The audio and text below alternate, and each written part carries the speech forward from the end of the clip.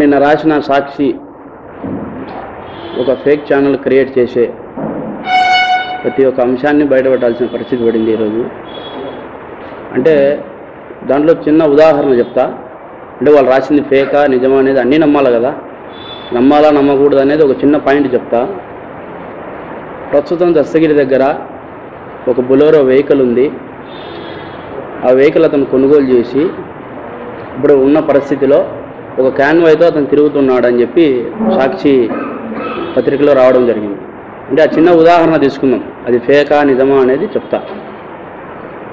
ఒకవేళ నేను జైలు నుంచి రిలీజ్ అయితేనే నా గన్మెన్లు కానీ నా ఎస్కార్ట్ కానీ నా వెనకబడి యథావిధిగా రావడం జరిగింది. అయితే వాళ్ళకు నేను ఏం చేసేది ప్రతి ఒక్క విషయం వాళ్ళకి తెలుస్తుంది. తెలియకుండా ఎక్కడ పోతుంది? ఇప్పుడు బొలెరో వెహికల్ ప్రస్తుతానికి నా దగ్గర ఉందో లేదో అనేది కూడా చెప్తా. ప్రస్తుతానికి ఆ వెహికల్ నా దగ్గర లేదు.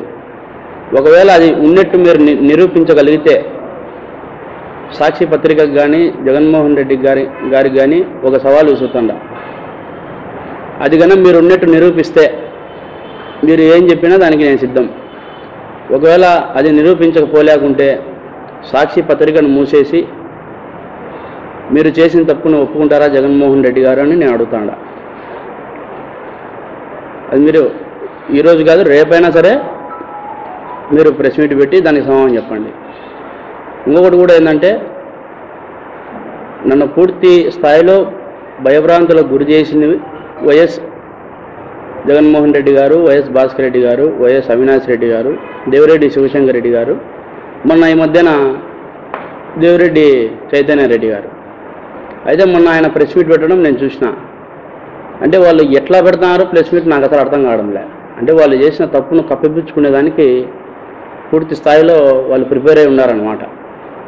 అంటే జైల్లో నేను ఉన్నప్పుడు అక్టోబర్ 31వ తారీఖు నేను జైలుకు పోవడం జరిగింది. అది జరిగిన తర్వాత నవంబర్లో బీటెక్ రవి గారు జైలుకు రావడం జరిగింది. ఒక ఏదో ఈ కానిస్టేబుల్ కొట్టిన కేసులోనే ఏదో నాకు ఐడియా లేదు. ఆయన వచ్చినప్పుడు ఎవరైతే సూపరింటెండెంట్ జైలుకు సంబంధించిన సూపరింటెండెంట్ గారు ఉన్నారో వాళ్ళు సపరేట్గా అంటే నన్ను ఒక గదిలో పెట్టి ఆయన ఒక గదిలో పెట్టి ఇంట్రడక్షన్స్ ఇచ్చినారు. మీరు మాట్లాడకూడదు, మీరు మాట్లాడితే మాకు సమస్య వస్తుంది, లేనిపోని అన్నీ క్రియేట్ అవుతాయి, అందుకు మీరు మాట్లాడుకోకుండా ఉండేదానికి నేను ఒక నోటీస్ అంటిస్తా, మీరు దయచేసి దాన్ని పాటించండి అని చెప్పి ఆ జైలు సూపరింటెండెంట్ గారు చెప్పినారు. ఆయన పేరు కూడా ప్రకాష్. ఆయన ఆ విధంగా చెప్పినప్పుడు నోటీస్ కూడా అతికిచ్చాడు అక్కడ జైల్లో కలవనీయకోకుండా. అంటే అనుమానితుడుగా ఉన్న బీటెక్ రవి గారినే కలవద్దు, మాట్లాడకూడదు మీరు అని చెప్పినప్పుడు దేవిరెడ్డి శివశంకర్ రెడ్డి గారి కుమారుడిని చైతన్య రెడ్డి గారిని ఎట్లా అలౌ చేస్తారు లోపలికి? ఏ విధంగా అలౌ చేస్తారు? అంటే వాళ్ళకి తెలియదా ఎవరు లోపల ఉన్నారు ఏం కథ అనేది? ఇంకోటి కూడా, లోపల సీసీ ఫుటేజ్ భద్రతలో పెట్టినామని నిన్న సాక్షి పేపర్లో చూసిన. ఇప్పుడు నేను అడుగుతాండా, నేను అక్టోబర్ 31వ తారీఖు నుంచి నేను రిలీజ్ అయ్యేంత వరకు వాళ్ళు ప్రతి ఒక్క రోజు వీడియో భద్రపరచాలా, అంటే ఫీడ్ చేసుకోవాలి. వాళ్ళు ఎందుకు ఫీడ్ చేయలేదు అనేది నేను డిమాండ్ చేస్తాను. ఇంకొకటి కూడా, అది డిలేట్ అయిపోయి ఉంటుంది, 15 రోజులకు వెళ్ళిపోయి ఉంటుందని వాళ్ళు చెప్తూ ఉన్నారు. అంటే మాకు అవగాహన ప్రకారం మేము వైఎస్ వివేకానంద రెడ్డి గారి కేసులో సిబిఐతో మేము ఎదుర్కొనే పరిణామాలు ఏంటంటే, సిబిఐకి కోర్టు ఆమోదించిన తర్వాత సిబిఐకి దర్యాప్తు మారిన తర్వాత 2 సంవత్సరాలు 2.5 సంవత్సరం దాదాపు అప్పటికే గడిచిపోయింది. పోయిన తర్వాత అప్పటికే పూర్తి స్థాయిలో వాళ్ళు విచారణ చేసి ఎవరెవరు ఎక్కడ పోయినారు ఎక్కడ పరిగెత్తినారు అనేది సీసీ ఫుటేజ్ తీయడం జరిగింది. దాంట్లో ఉమాశంకర్ రెడ్డి వివేకానంద రెడ్డి గారి ఇంటి వెనకాల ఒక టైర్ షాప్ ఉంది, బ్రిడ్జ్ స్టోన్ అని టైర్ షాప్. దాని ముందర పరిగెత్తినది అది ఎప్పుడో డిలేట్ అయిపోయినది. ఆ హార్డ్ డిస్క్లు కూడా కనిపించకుండా పోయినాయి. అలాంటివే బయటికి తీసినారు సిబిఐ వాళ్ళు. ఇది బయటకు తీయరు అనేది ఒక లెక్క కాదు, ఇది 100% బయటికి తీస్తారు. బయటికి తీయాలా, తీసి ఇంకా నిజస్వరూపం వీళ్ళది బయట పెట్టాలా. ఈరోజు నేను డిమాండ్ చేస్తూ ఉండా, ఎందుకు మీరు ఫీడ్ చేయలే? నాకు ఆఫ్టర్ ఆల్ కెమెరానే మీరు భద్రత పరచలేని వాళ్ళు నాకేం భద్రత ఇచ్చినట్టు లోపల. ఇంకొకటి కూడా, సెంట్రల్ జైలు అధికారులు ఇతను వచ్చి కలిసి వెళ్ళిన తర్వాత, చైతన్య రెడ్డి నన్ను లోపలికి వచ్చి కలిసి వెళ్ళిన తర్వాత చైతన్య రెడ్డి ఒక మాట అన్నాడు, నీ భార్యకు కూడా 41 నోటీసులు మేము ఇచ్చి పెట్టాము, దాన్ని కూడా మేము లోపలేస్తాము, చూసుకో, నీ కుటుంబాన్ని కాపాడుకుంటావో లేకుంటే మాకు సహకరిస్తావో చూసుకో అని చెప్పి ఒక మాట చెప్పడం జరిగింది. అంటే ఆయన అన్ని మాట ఏమని, అతను 10-15 సార్లు కోర్టుకు పోయినాడు కదా, జడ్జి గారి ముందర ఎందుకు చెప్పలే అనే పాయింట్ అతను రైట్ చేసినాడు. దానికి జవాబు చెప్తా. ఇప్పుడు నేను కోర్టుకు పోతా, జడ్జి గారి ముందర చెప్తా, చెప్పిన తర్వాత ఆ తర్వాత జరిగే పరిణామాలు నేను ఎదుర్కోవాలి కదా. అంటే నేను బయట ఉండి మాట్లాడడం వేరు, నా భార్య ఒక్కతే నా బెయిల్ కోసం తిరిగే పరిస్థితి, ఎవరు కూడా నాకు సపోర్ట్ చేయలే. నా భార్య అస్తులో ఉండి పూర్తి స్థాయిలో తిరిగి అంతా ఇబ్బందులు పడే పరిస్థితి. ఆ బాబుకి ఆల్రెడీ 41 నోటీసులు కూడా ఇచ్చి పెట్టినారు. ఎప్పుడెప్పుడు అరెస్ట్ చేయాలా, దస్తగిరిని ఏ దానికి అరెస్ట్ చేయాలా, ఏం కథ అనేది. దానికి 41 నోటీసు ఎందుకు ఇచ్చి పెట్టినారో కూడా దానికి జవాబు చెప్తా. ఇప్పుడు పులివెందుల్లో వైఎస్ఆర్సీపీ సంబంధించిన వైఎస్ మనోహర్ రెడ్డి, అంటే వైఎస్ భాస్కర్ రెడ్డి తమ్ముడు, వైఎస్ మనోహర్ రెడ్డికి రైట్ హ్యాండ్గా ఉన్న రాజశేఖర రెడ్డి అనే అతను కౌన్సిలర్ నా ఏరియాకు సంబంధించి. అతను నా భార్య దగ్గరికి పోయి, నీ భర్తను జైల్లోనే చంపేస్తాము, చూసుకో, నీ భర్త ఇబ్బంది పడుకొని ఉండాలంటే మేము డబ్బులు ఇస్తాము, దానికి లొంగండి, మీకు కావాలంటే ఓఎస్డీ ఆఫీస్లో 20 కోట్ల రూపాయల డబ్బు ఉంది, అది కావాలంటే తీసుకొచ్చి ప్రస్తుతానికి ఇస్తాము, చూడండి, మీరు ఆలోచన చేసుకోండి. నువ్వు కూడా ప్రెస్ మీట్ పెట్టి సిబిఐ రామసింగ్ గారు కొట్టి దస్తగిరితో అబద్ధం చెప్పించినాడు, అంతేగాని అతనేం చెప్పలేదని నువ్వు చెప్పాలా అనే మాట చెప్పినారు. అంటే ఆ విషయం ఎక్కడ ప్రెస్ మీట్కు లీక్ అవుతాదో చెప్తాదో అని చెప్పి 41 నోటీసులు ఇచ్చి బ్లాక్ చేసినారు.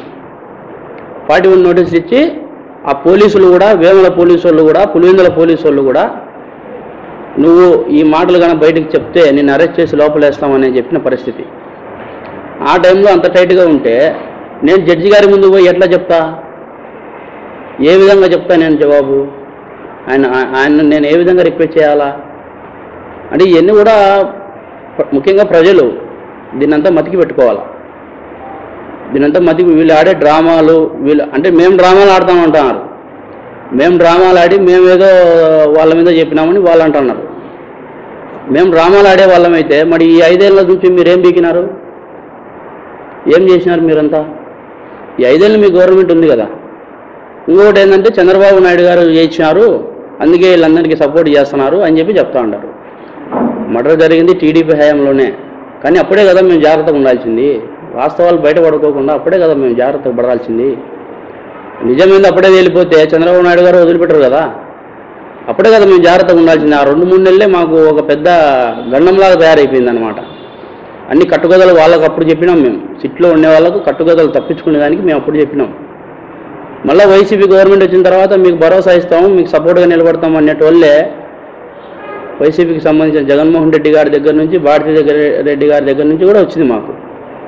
అంటే పూర్తి స్థాయిలో వీళ్ళు మమ్మల్ని కొనాలనుకుంటున్నారు, ప్లస్ మాట వినుకోకుంటే మిమ్మల్ని ఏదో ఒకటి చేస్తామనే ధీమాతో ఉన్నారు. నేను ఒకటి చెప్పినాడు, భరత్ యాదవ్ పేరు, అతను ఏమంటున్నాడంటే వైఎస్ సునీత గారి ఇంట్లో పనిచేసే ఒక బీబీ అనే వ్యక్తి మళ్ళీ మా ఇంట్లోకి వచ్చి పనిచేసి వాళ్ళకు నాకు విషయాలు చేరజేస్తుంది అని చెప్పి చెప్తాండ్రు. దీన్ని నేను సవాల్ పడుతున్నా ఒక్కొక్కరికి.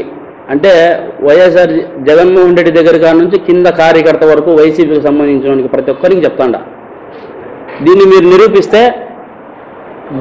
నిరూపిస్తే నేనే తప్పు ఒప్పుకొని లోపలికి పోతా, నేను చెప్పింది అబద్ధమనైనా సరే ఒప్పుకుంటా. దీన్ని మీరు నిరూపించగలిగితే, ఒకవేళ నిరూపించపోలేకుంటే మీరు తప్పు ఒప్పుకొని అందరూ జైలుకు పోవాలా. ఇప్పుడు ఏదైతే మీరు చేస్తూ ఉన్నారో సాక్షి పేపర్లో వేసి ఈ విధంగా అంతా మిస్గైడ్ చేస్తూ ఉన్నారో, అసలు దాంట్లో సాక్షిలో వేసింది కూడా ప్రింట్ తప్పు. నాకు నన్ను ఒక పక్క నిలబెట్టి గొడవలేయడం నాకు కాదు వేయాల్సింది. ఒక పక్క జగన్మోహన్ రెడ్డి గారిని, ఒక పక్క అవినాష్ రెడ్డి గారిని నిలబెట్టి వాళ్ళిద్దరి చేతికి గొడ్డలు ఇచ్చి మధ్యలో ఆ ఫ్రేమ్లో భారతిరెడ్డి గారిని, ఆ తర్వాత భాస్కర్ రెడ్డి గారిని, ఆ తర్వాత దేవిరెడ్డి శివశంకర్ రెడ్డి గారిని టడోలను పెట్టాలా. అది ప్రింటే తప్పు. వాడు వేసేవాడు అటేసినాడు కూడా నాకు అర్థం కాలే. అంటే దీన్ని పూర్తిగా ఖండిస్తున్నాం. ఎట్లా ఏ విధంగా వీళ్ళు చెప్తా ఉండారో ఏ విధంగా చేస్తూ ఉండారో అంటే ఇప్పుడు మర్చిపోయిన వాళ్ళకు కూడా వాళ్ళే మతికి చేసుకొని చంపింది మేమే, మీరు మతికి పెట్టుకొని ప్రజలందరూ ఓట్లు బాగా గుద్దండి అని చెప్పి వాళ్ళు ఒక హింట్ ఇస్తారనమాట. ఆ మెసేజ్ను మీరందరూ కూడా ప్రజలందరూ కూడా మతికి చేసుకొని వచ్చే ఎలక్షన్లో బుద్ధి చెప్పాలని కోరుకుంటాను.